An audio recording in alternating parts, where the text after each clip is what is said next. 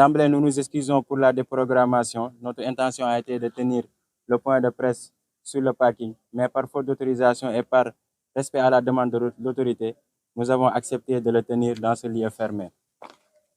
Donc, je m'en vais vous lire le communiqué du collectif des habitants de Grand Médine. Communiqué de presse.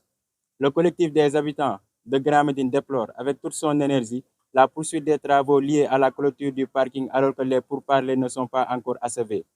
Le fossé présentement réalisé par les porteurs du projet ne respecte en rien les revendications du quartier et trahit ainsi les essences entamées. Le collectif A, depuis l'annonce du projet, promu le dialogue. Il reste persuadé que la solution émanera des discussions.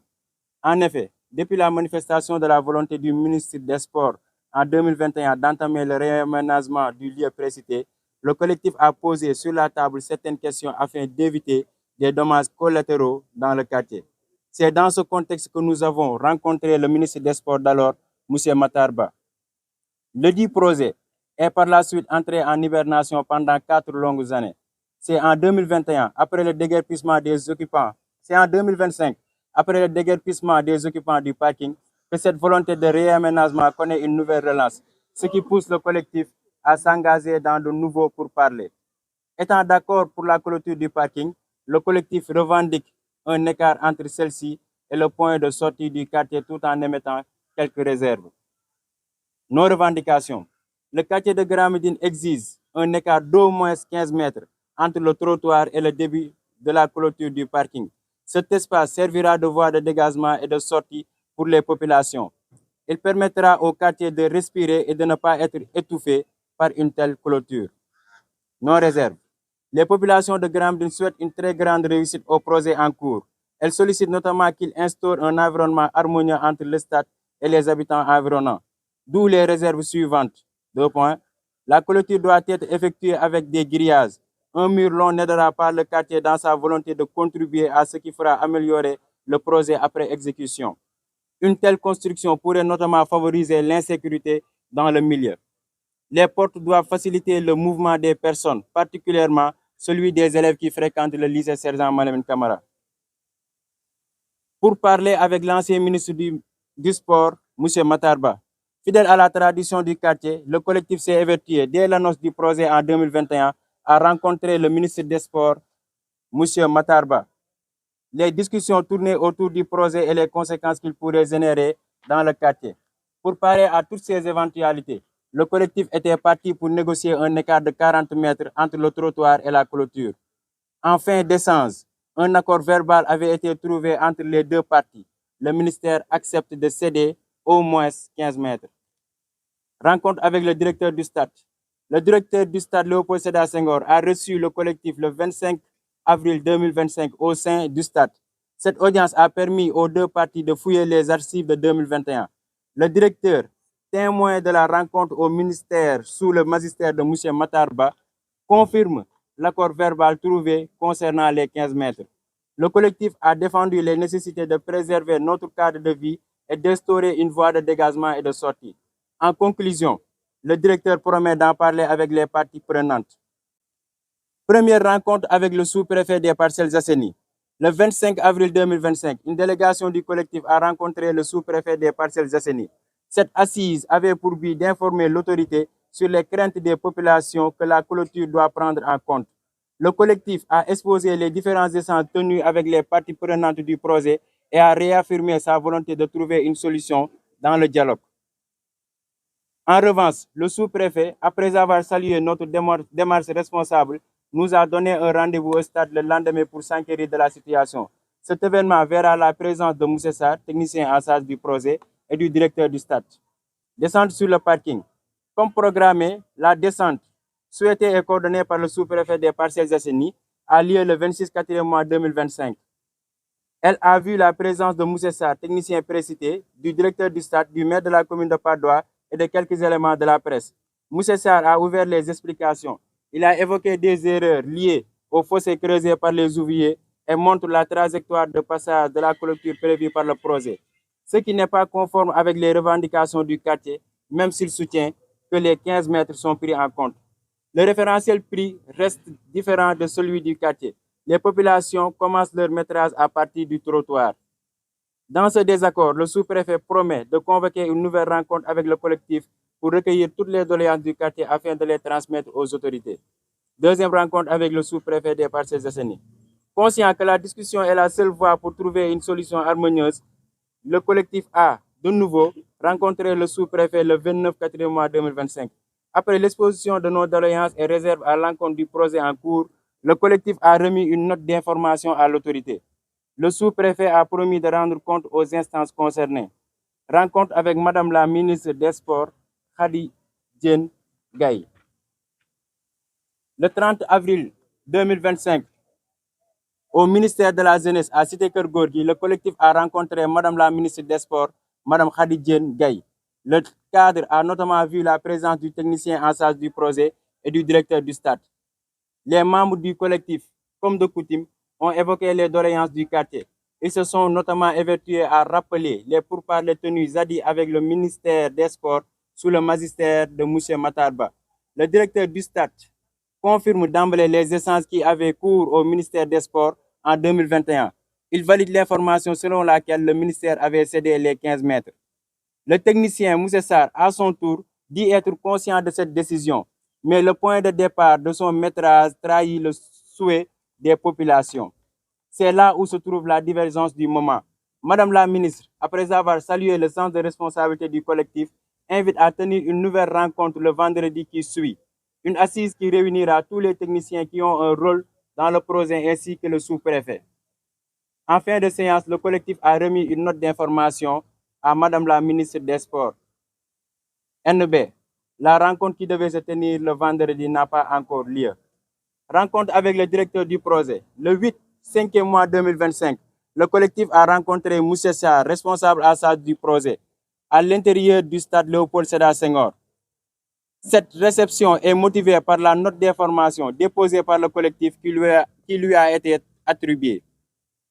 Le directeur a présenté un plan aux personnes déléguées par le quartier. Celles-ci, n'étant pas totalement d'accord, l'ont invité à descendre sur le terrain pour voir ensemble les parties sombres qu'occulte le plan.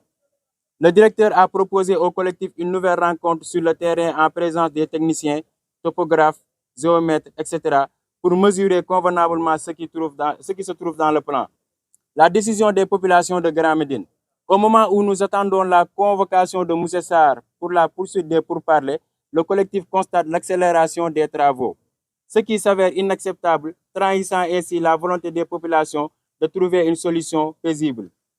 Le collectif réaffirme sa volonté de dialoguer avec les parties prenantes tout en exigeant la suspension des travaux qui concernent le quartier de Grand Médine jusqu'à l'achèvement des pourparlers. Le contraire semblera tout le processus entamé et nous poussera à changer d'approche. Le collectif des habitants de Grand Médine fait à Dakar le 19/5 mois 2025. sant nañu taskati xibaar yi fi teew yëpp di leen jaajëfal seen déplacement wuy si population Grand Médine leen xamal ne nag tey population Grand Médine dafa daje woon ngir am lu muy méttitlu ci liggéey bi nga xamante ni moo am ci stade bi ci parking stade Léopold Sédar Senghor dem ba ca biir nag population Grand Médine nekk ñoo xamante ne bañ ko tàmbale ba léegi nanguwuñoo def lenn loo xamante ne dina wute ak li nga xam ne moom la autorité yi santaane ñu gis ne bi commandant ñëwee ak préfet bi ñu waxee ñu xam ne dëgg la am na autorisation bu ñu manqué ngir ñu mën a daje ci mbedd ma wax li ñu bëgg a wax moo tax ñu daje fii ci biir centre social bi waxtaanee ak yéen ngir yéen ñi jot a ñëw ñu bañ leen a neenal kon ñi ngi nangu loolu di leen jaajëfalaat di leen masoo ci wàllu woowu population Grand Médine nag li muy métti du lenn képp la mooy mur bi nga xamante ne xëy na ñun boobu ba léegi di ko jooy ngir stade jël limitam ñun ñu am suñu limite ndax kenn ku nekk xam nga ne population Grand Médine musuñu rafetlu désordre bi nga xam ne amoon na ci parking stade bi kon état bu ñëwee fekk suñu ci loolu ñu doon jooy ñun dañuy sant ndax daf ñoo wuy si loo xam ne ñu yàgg bëgg la kon ñun pare nañ pour ñu murer fii ñu defar ko waaye nag ñu bay am benn côté boo xam dañ ciy leeral stade bu ñu sañoon duñ ko murer mu tëj parce que gis nañ ne stade àdduna bi yëpp benn mur de clôture lay am la sa des yëpp ay gris lay doon côté boobu tamit dañ koy ñaan état bi bu dee lu mën a nekk la ñu def ko gris au lieu de mur boo xamante ne day tëj fatt ndax ku nekk xam nga ne jamono ji tàngoor bi dafa xaw a métti loolu ak changement climatique yi nga xam ne mu ngi am kon jarul ñu koy tëj mur ba mu tëj ca kaw mën nañ ko def gris bu dee lu mën a nekk la loolu population Grand Médine di njëkk a ñaan état bi nga xamante ne moo war a murer fii wante ca biir mur bi dafa am ay at yoo xamante ne ca gannaaw dafa am lu population Grand Médine déggoo woon ak nguur gi fi nekkoon ba ñu bëggee woon a murer stade bi muy lan 15 mètres yoo xam ne population Grand Médine da ko doon laaj parce que kenn ku ne xam nga ne Grand Médine dëkkuwaay bi dëkk nu xat la problème restructuration ñu ngi ko am kon laaj na ñu restructurer dëkk bi amaat beneen cadre de vie boo xamante ne ni bu yell la si dëkk bi am zone yoo xamante ne projet bi dafa bëggoon a yegg bu fa bëggee yegg si la woo waa Grand Médine waxtaan ci leen leen ne kat ñun 40 mètres leen di laaj ngir ngeen mën a yóggale seen projet fi nga xamante ne moomeelu Grand Médine la ñu waxtaan ba déggoo ci 15 mètres ñu ne ñu doog a nangu loolu ñu ne leen waa baax na ginnaaw ga nag nguur gi soppeeku na beneen nguur ñëw fi projet bi ñu at bi continuer dem ba ñuy tàmbale ci ñëpp ñi nga xam ne ay autorité lañ nangu nañ ne carrément ba ci directeur stade bi waxoon nañu waa ministère ne leen waa Grand Médine dañ leen war a bàyyil fukki mètres ak juróom muy 15 mètres yoo xamante ne dañ fa war a tàmbale def fa mur bi waaye ci ñoom si seen i biir wax waa ministère mooy dégg réeroo dafa am ci biñ koy soog a natt mooy ñoom dañoo jàppoon ci kër ya la war a jógee te yaakaar naa ne ku ne xam nga ne kër ya moomeelu Grand Médine la ndax Xuru Jolof bee moomeelu Grand Médine la ndax ba stade tabaxee dafa def limitam goudronné ko jël limitam bàyyi la des noonu kon buñ lay laaj fukki mètre ak juróom laajuñ la ko si li ñu moom ci li nga moom lañ la ko laaj muy goudron bu ñuul ba bañ leen ko waxee expliqué leen ko ñoom ñu nangu ne dinañ toog def waxtaan woo xamante ne waxtaan wu yaatu la ngir ñu limité fi nga xam ne fa lañu war a tàmbalee seen mur waa Grand Médine nag nangul leen ko comme nañ ko waxee boobu ba léegi lépp dañ ko jiite ci waxtaan parce que dañuy gis ñoo xamante ne dañuy fajal jàngoro ju yàgg a woote muy sécuriser stade Léopold Sédar Senghor ba ñu xëyee benn bés rek gis ñoom ñu commencé di gas teg seen i piquet ñu xool ne ñoom fa ñu gas ak fa ñu teg piquet ak la ñuy waxoon wuute na boobu ba léegi nag moo waral ñu jóg ne nañ taxaw woote ngir suñu kàddu yegg fa ñu war a yegg ñu xam ne kat ñii liñ nar nii ñi ngi indi fitna goo xam ne ñaanuñu yàlla àgg fa ndaxte kenn ku ne xam nga ne Grand Médine ay jamono ay at ca gannaaw mur bi saa bu jógaan dafa am population bu daan génn di ko daaneel àdduna nag dem ba toll foo xamante ne nii bëggatuñoo àgg ci ak nguur ci ay daaneel ak xëccoo xuloo collaborer lañ bëgg ak ñoom moo waral tey bi ñu ñëwee taxaw ci parking bi ñeneen ñi dugg leen ci biir ngeen wax dañoo ñëw dugg si biir toog pour jàllale suñu message ngir wan leen ne ñun waxtaan képp lañ bëgg autorités yi nag la ñuy wax ñoom la ñuy lancer alerte ñoom ñi nga xam ne ñoom ñoo yebal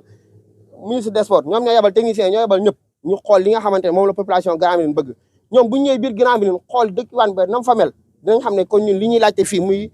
cadre de vie bi ñu bëgg fii lu war a mën a nekk la ngir ñu war ñu mën a bàyyil yoon parce que suñuy doom fi lañuy jógee dem di jàngi école Sergent Malamine Camara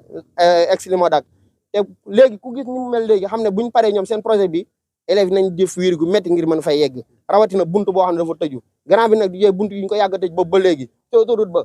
pont Sénégal 92 di ko jooy ci BRT ba tey stade ñu dese benn buntu bu ñu mën a jaar pour génn bu ñu xëyee rek ñu tëj ko waxuñu teguñu ci yenn conditions yu leer na nekk métti boo xamante ne après nañ jafe loolu ñoom fu ñu koy jooyee moo waral ñu woo presse bi yëpp leen jooytu loolu ngir ñu yëggal leen suñu message ci autorités yi nga xam ne ñoo jiite réew mi xam ne xooqatal gi ak jaay doole gi mi ngi bëgg a bëri ci Grand Médine boobu ba léegi mu yàgg di souffrir ministère de l'urbanisme ñëw na fi def ay enquête am ay affaires yu am enquête ak ay travaux yu avancé loolu ñoom ñu xamal ñu ne carrément pare nañ projet restructuration bii te lii dafa bokk ci li nga xam ne ministère de l'urbanisme si la basé wu ngir mën def projet restructuration boobu kon ministère de l'urbanisme yéen la ñuy woo beneen ministère ni yéen muy ministre des sports mi ngi ñëw li ñu waxante woon ak yéen di ko jalgati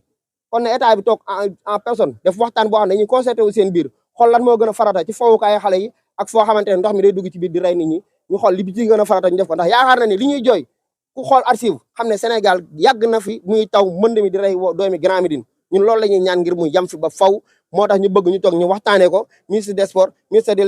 l'urbanisme ñu toog def benn xam lan mooy ci gën a farata yaakaar naa bu ñu toogee état bi dina xam ne Grand Médine li muy jooy ni moo gën a nekk farata ñoom ni ñu bëgg a muré Grand Médine tëj Grand Médine ba kenn du am fu mu jaar ñu ngi jéggalaat baax ci kàddu yi di ubbaat suñu buntu baax ci préfet autorité yëpp xam ne waxtaan la ñu bëgg ni ñu ko Sarr waxee woon ne def fi ñëw daje ak suñu doomi Grand Médine ñu waxtaan ba ñu xëy gis ñu gas pax ñun loolu la ñuy bañ nañ ñëw ñu toog ñu waxtaan ñu déggoo xam ne du jàmm ko gën te lépp dañ ko bëgg a teg ci waxtaan ak déggoo doon benn ñu ngi jaajëfal ñëpp di jéggalu ñëpp Pape Modou Ndiaye Grand Médine. asalaamaaleykum ñu ngi ziar presse bi fi ñëw yëpp di leen sant ci seen teewaay ndax sonal lañ leen ci teewaay bi du ma jaaraat ci li Baye Modou ak Top jaar mais damay fàttali ne rek li ñu dugal fii ñàkk autorisation la te ñun on a été légaliste du début te moom lañ fas yéene doon ba faaw léegi nag bu ñu jógee fii tey dañuy dem uti autorisation te bu ñu ko amee ndem li ñuy xeex nii jeexagul kon dañ koy xeex ba muy jeex waaw loolu tam mu nekk lu ñëpp di fannoo Grand Médine nag tollul nii te bëggunu interface bii ñu def diggante population bi ak autorités yi mu daanu kon nag ñii ñuy waxal li ñuy def ñun la ñu koy defal te nangu nan ko xam nga li jafe mooy ngay defal nit mun la nanguwuma li ngay def ñun nangu nañ ñu muré partie bi féete Grand Médine mais suñu cadre de vie nag moo tax nuy wax parce que suñu cadre de vie dañu toll ñun ci suñu projet bopp boo xam mooy projet dëkk bi muy la restructuration de Grand Médine ministère mi ngi ci woon ba sori lool kon waroon nañ mën entamer sax dugg ci biir Grand Médine am voie ñu yaatal jëlee fa ay nit fu ñu leen yóbbu waaw kon nag ñii fii muy wax nii mooy Xuru Jolof ak nangam loolu Grand Médine moo ko moom réserve foncière Grand Médine la stade bi li mu moom parking bi la en réalité parking bi nag mi ngi démarré ci trottoir bi à partir de l'école parce que école bi état ko fi tabax ñoom bu ñu nattee 15 mètres rek jëm ci stade bi dugg ci biir kiiw chinois yi continuer dem ba tali ba ça veut dire que ku ci nekk li nga bëgg a def di nga ko def ak aisance ñoom dinañ def li ñu bëgg ñun dinañ def li ñu bëgg ni mu ko waxee fi stade bi nekk tey ay këru Grand Médine la woon ñoo nekk fii golf présentement ci Guédiawaye tali bu bees bi këru Grand Médine la woon ñoom présentement ñu ngi côté Kër Massar kon ñun dañu yàgg a souffrir ci ñu yëkkati BRT bi tam idem waaw léegi nag fii rek la ñu dese pour génn a nit ki nag même muus sax boo koy dàq bu mu sës ci miir day taxaw jàkkaarloog yow te ñun bëgguñu jàkkaarloo li wëcc ilay ta'alal karim waaw parce que tam loo jënde jàmm ko gën waaw ki la jiite nag di la liggéeyal di def dara sans yow ça veut dire que daf koy def contre yow je pense que daal li ñu mujjee waxtaan ak directeur bi su fekkoonte ne ñoom dellusiwaatoon nañ ci ñun te le sous-préfet moo waroon coordonner rencontre boobu ñun ñu ngi toog di leen déglu et nous sommes ouverts bis bu nu woowee ñu waxtaanee li ñu mujjee woon waxtaan maanaam ñoom nee nañ jël nañ en considération 15 mètres yi ñu xool ne loolu nekk na fa lilaay alhamdu su leen neexee ñu def seen projet bi tam ñun dañ koy accompagner de sorte que du ñu yàqal du leen yàqal donc luñ ciy def rek na nekk ci biir concertation vraiment loolu laa si bëggoon dolliwaat di santaat bu baax a baax a baax di waxaat autorité bi comme ni ma ko waxee woon directeur maanaam nan ñu déglu nit ki boo ko jiitee sa doom ak sa famille yëpp dee ko déglu c'est pas parce que yaa ko jiite rek yaa ko ëpp xel damay def li ma neex waaw boo nee tam damay def li ma neex après doo jiite kenn daal asalaamaaleykum wa rahmatullah